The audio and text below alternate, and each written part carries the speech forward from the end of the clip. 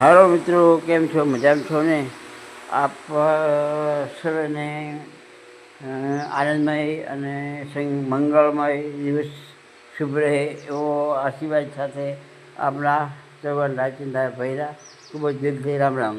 મિત્રો, ટાઇલ્સ કેવી રીતે છોડે છે તે બતાવીએ. તો આવી રીતે આ ટાઇલ્સને આ હૂક લગાવવામાં આવે છે. જો આ હૂક, આ બધા હૂક લગાવ્યા છે થોડા થોડા અંતરે, અને આમ પણ હૂક લગાવેલા હોય છે. આ હૂક એટલે આ હૂકથી ટાઇલ્સ ફિટ થઈ જાય છે. આ બધા આ કાણા છે એ હૂક લગાવવામાં આવે છે. મિત્રો, આ હૂકથી ટાઇલ્સને ચારે બાજુથી સરખું એવું દબાણ મળે એટલે ફિટ થઈ જાય છે.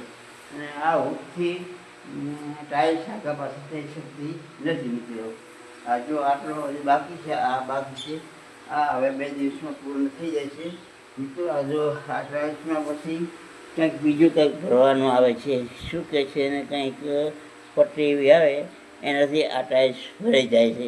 એટલે કે આખું એક મેક થઈ જાય. એટલે ટાઇલ્સને જગ્યા રહે નહીં અને સુરક્ષિત ટાઇલ્સ રહે. આ ટાઇલ્સ કેવી રીતે ચોંટાડવી એના વિશે માહિતી હતી. આના નીચે પહેલો સિમેન્ટનો એકદમ રબડો કરી અને સિમેન્ટનો રબડો નીચે રાખવામાં આવે છે.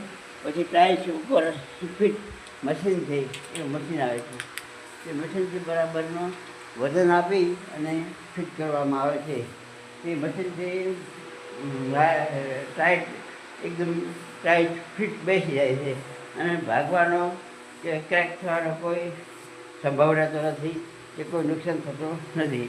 મિત્રો, આ ટાઇલ્સ ફિટ કરવા વિશે જે માહિતી આપી તે આપને કેવી લાગી તે આપ વિડીયોમાં જરૂરથી કમેન્ટ કરજો અને લાઈક, શેર અને કોમેન્ટ કરવા ભૂલવામાં. જય જવાન, જય કિસાન.